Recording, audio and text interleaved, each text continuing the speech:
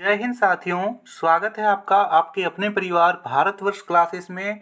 इस वीडियो में हम कल 6 सितंबर 2024 का क्लास 6 का हिंदी का वीकली टेस्ट में आने वाले वेरी इंपॉर्टेंट क्वेश्चंस को करने वाले हैं। मोस्ट इंपॉर्टेंट क्वेश्चंस हैं।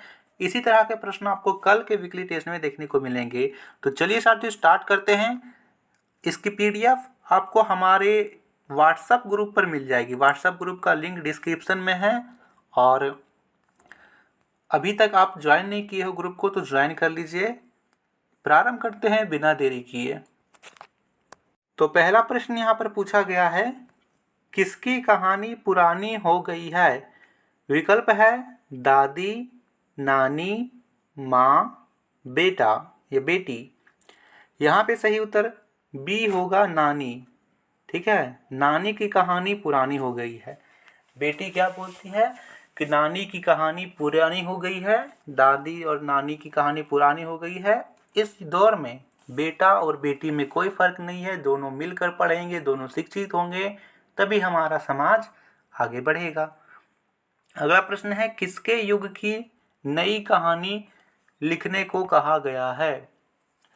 विकल्प दिया गया है बेटी, बेटा, पिता, माता। तो यहाँ पर सही उत्तर होगा बेटी। विकल्प ए सही है बच्चा, बेटी युग की कथा कहानी को लिखने को कहा गया है। तीसरा प्रश्न यहाँ पर पूछा गया है, हमारे इरादे कैसे होने चाहिए? विकल्प है फौलादी, ईर्ष्यालु, ठगी या इनमें से कोई नहीं। तो यहाँ पे सही उत्तर ए होगा फौलादी। हमारे इरादे फौलादी होने चाहिए, ना ईर्ष्यालु होने चाहिए और ना ही ठगी वाले होने चाहिए। चौथा प्रश्न है, खाली स्थान शिक्षित आधी शिक्षा। कौन शिक्षित होगी तो आधी शिक्षा कहलाएगा? तो यहाँ पर कविता में लिखा गया है बेटा। यदि सिर्फ बेटा को पढ़ाएंगे तो होगा आधी शिक्षा। बेटा शिक्षित आधी शिक्षा, बेटी शिक्षित पूरी शिक्षा। सही उत्तर यहाँ पर ए भरेंगे, बेटा। पांचवा प्रश्न यहाँ पर पूछा गया है, सबके हाथ में क्या होगी? विकल्प है तलवार, मोबाइल, किताबें या इनमें से कोई नहीं। जब सब कोई पढ़ेंगे समाज विकास करेगा तो सबके हाथ में किताबें होंगी। सही उत्तर सी होगा, किताबें। सबके हाथ में किताबें होंगी। अगला प्रश्न पूछा गया है, सबके आंगन तक क्या पहुंचेगी? विकल्प है बिजली, ज्ञान गंगा की पावन धारा, पानी या इनमें से कोई नहीं। तो सबके आंगन तक ज्ञान गंगा की पावन धारा पहुंचेगी। यहाँ पे सही उत्तर बी होगा, ज्ञान गंगा की पावन धारा। अगला प्रश्न है, बेटी युग कौन सा पर्व है? सम्मान पर्व, ज्ञान पर्व, पुण्य पर्व, इनमें से सभी। तो यहाँ पर सही उत्तर डी होना चाहिए, इनमें से सभी। बेटी युग है वो ज्ञान पर्व, सम्मान पर्व, पुण्य पर्व, ये तीनों हैं। सही उत्तर डी। अगला है, भारत को क्या कहा जाता था? विकल्प है यहाँ पर चांदी की चिड़िया, लोहे की चिड़िया, सोने की चिड़िया या इनमें से कोई नहीं। तो भारत को सोने की चिड़िया कहा जाता था। विकल्प सी सही है। अगला प्रश्न है, आओ लिख ले नई कहानी कविता के कवि कौन हैं? विकल्प है दिनकर, निराला, माखनलाल चतुर्वेदी, आनंद विश्वास। तो यहाँ पर सही उत्तर होगा डी, आनंद विश्वास। देखिए, इसको याद रखने का ट्रिक भी मैं बता देता हूँ। आओ लिख ले नई कहानी में बेटी के शिक्षा पर जोर दिया गया है, ठीक है, और उसे विश्वास है। यहाँ पर विश्वास से क्या होगा? कवि को विश्वास है कि जब बेटी पढ़ेगी तो आनंद आएगा, यानी सब कोई खुश होंगे। ऐसे याद रखोगे। अगला प्रश्न है, इनमें से कौन सा शब्द बेटी का पर्यायवाची है? विकल्प है सुत, पुत्र, तनया या इनमें से सभी। तो देखिए बच्चा, बेटी को हम पुत्री बोलते हैं, तनया बोलते हैं। सही उत्तर सी होगा, तनया। चलिए अब हम देखते हैं लघु उत्तरीय प्रश्न को। तो देखिए साथियों, यहाँ पे लिख रखा है, कबीर ने ऐसा क्यों कहा कि हमें किसी चीज को तुच्छ नहीं समझना चाहिए?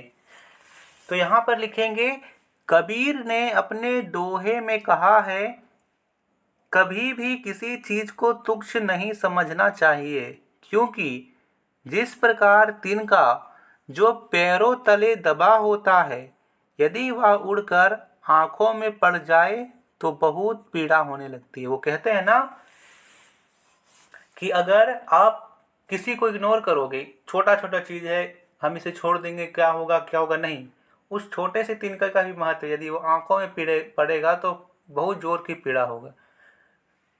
कहते हैं कबीर कभू न रोन दिए, जो तिनका पांव तले होए, मुख उड़ आखिन पड़े पीर घनेरी होए। अगला है अकली बुआ को देहाती भाषा में लोगों द्वारा पढ़ी नहीं कढ़ी अनुभवी कहने का क्या कारण था? लिखेंगे अकली बुआ को देहाती भाषा में लोगों द्वारा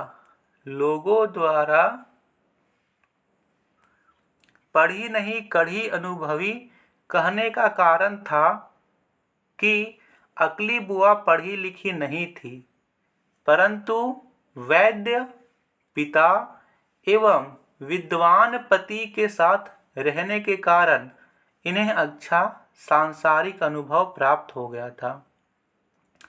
अगला प्रश्न है बुआ के ऑपरेशन के समय उन्हें खून देने की अस्पताल में मर्द औरत का जमघट क्यों लग गया? लिखेंगे अकली बुआ दिल की बहुत अच्छी थी, वह गांव के सभी लोगों की भलाई चाहती थी।